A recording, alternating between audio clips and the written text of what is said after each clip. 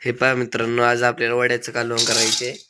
तर आता हे वडे तळून घेतलेत आणि पाण्यात टाकलेत आणि इकडं वाटण करीते मम्मी.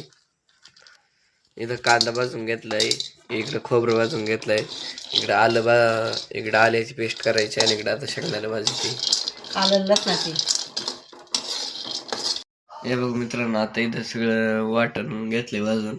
आता ते वाटून घ्यायचे. हे पहा मित्रांनो, आता इकडे वाटण आपण भाजून घेतलंय, ते गार होते तोपर्यंत इकडे मम्मी भाकरी बनवते बाजरीची. आणि बाजरीची भाकर आणि सांडग्याचं कालवण खूप छान होतं. पातळ रस्सा भाजी करून नक्की बघा एकदा. आणि शेवटपर्यंत व्हिडिओ पहा आणि कमेंट करून सांगा की बाजरीची भाकर आणि भाजी कशी झाली. मित्रांनो, आता इथं भाकर घेतलेली भाजून आणि हे टॉपले इकडे गावाकडे असंच टॉपल्यावरती याला ह्या टॉपल्याला गायच्या शेणाने सारून घेतलंय, म्हणजे जेणेकरून त्याला घाम येणार नाही आणि मग ती भाकर चांगली राहते.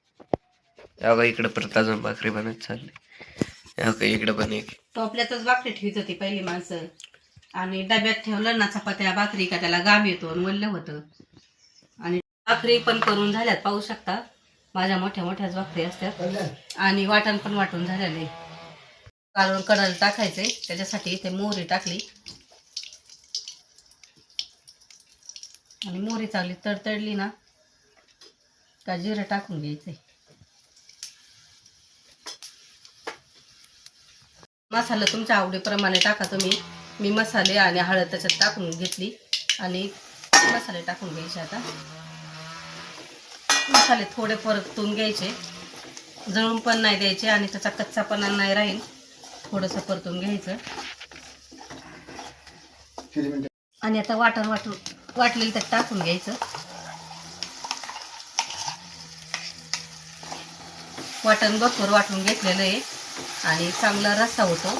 वड्याच्या सांडग्याच्या भाजीचा रस्सा भरपूर करायचा आहे आपल्याला, कारण बाजरीच्या भाकरी केलेल्या आहे.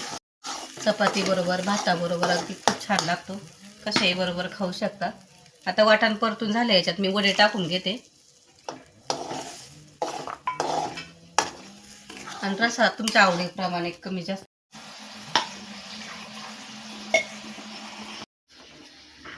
वाटण येते मिक्स करायला पाहिजे ना.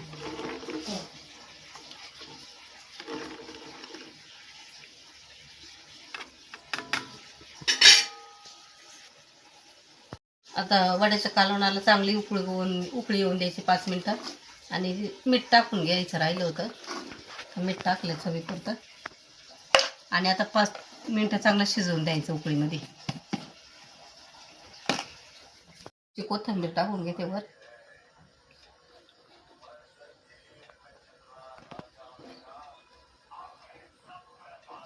आणि अशाच चमचमीत आणि झणझणीत रेसिपी बरोबर पुन्हा भेटू. तोपर्यंत मस्त राहा, खुश राहा आणि माझ्यासारखी रेसिपी करून पहा आणि कमेंटमध्ये नक्की सांगा वड्याचं कालवण आणि बाजरीची भाकर कोणाकोणाला आवडते. तर चला, धन्यवाद.